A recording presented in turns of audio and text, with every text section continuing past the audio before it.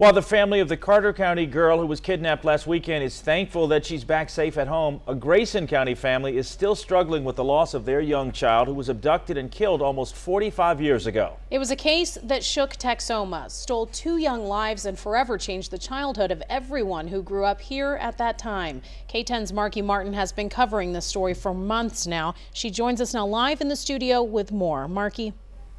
Meredith, 4 decades ago, a Texoma teenager targeted 2 young Grayson County schoolgirls, leaving 2 families without daughters and an entire community on edge. Now the case is coming back to life as the man behind bars for the crimes will be eligible for parole in 2 months. And that has the girl's family fighting to keep him behind bars, all in the name of their Lamar angel.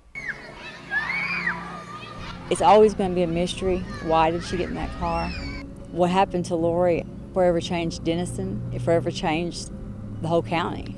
54-year-old Carrie Carr remembers the spring of 1970 like it was yesterday. The April Fool's Day, her best friend, 11-year-old Lori Stevens, disappeared on her walk home from Lamar Elementary. I watched Lori turn at her street to go home, and that's the last we saw of her. And then just kind of a weird feeling came over me that there had not been any pranks yet. Carr says it was later that evening, jumping on the trampoline at a friend's house, when she learned little Lori's disappearance wasn't a prank. In the following days, search teams scoured Grayson County for any signs of the missing girl.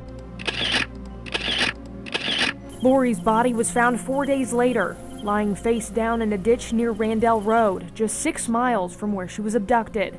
She had been shot 6 times, wearing nothing but her school shoes. But who would have murdered Lori Stevens? The unanswered question shook the entire county. And then classmates started to remember a frequent face at the playground. A lot of the girls say he stood here at 5th Street and watched us, but I remember him watching us down under the tree down there on that next street. He's always parked the same place, and he watched every day when they walked by. The man was 18-year-old Charles Dennis Easley, who would later be arrested in connection with Lori's death and convicted for the murder of another schoolgirl, 7-year-old Donna Marie Golish of Sherman, just 6 months earlier. He just saw a little girl that wasn't going to tell, that wasn't going to scream. Lori's mother, Frances Morgan, says Easley also lived close by and zeroed in on her daughter's afternoon route. He knew where she was going, and he got part of the way up the hill and made her throw her books down. She says one of the most disturbing parts of Lori's kidnapping and murder was this drawing that investigators found in Lori's desk. It was drawn by Lori during a stranger danger campaign the week before. It read, "Live a little, don't get into cars with strangers." He had to have a gun or something on her, or she wouldn't have. In an excerpt from In the Line of Duty, author and Texas Ranger who worked the case, Lewis Rigler, says, quote, "Real panic set in. Little girls were no longer allowed to walk home from school, but were picked up by their anxious parents instead." Used to, kids could play outside after dark and everything, you know. Doors weren't locked, and they were locked after that. And still locked up almost 45 years later in the Alfred Hughes unit in Gatesville, Texas, is the now 62-year-old Charles Easley. In January of 2015, he will be eligible for parole.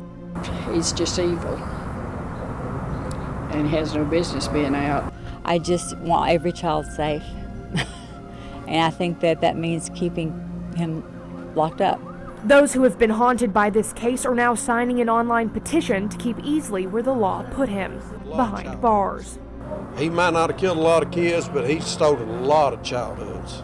And as the petition to deny his parole continues to collect thousands of signatures, family and friends hope it will be enough.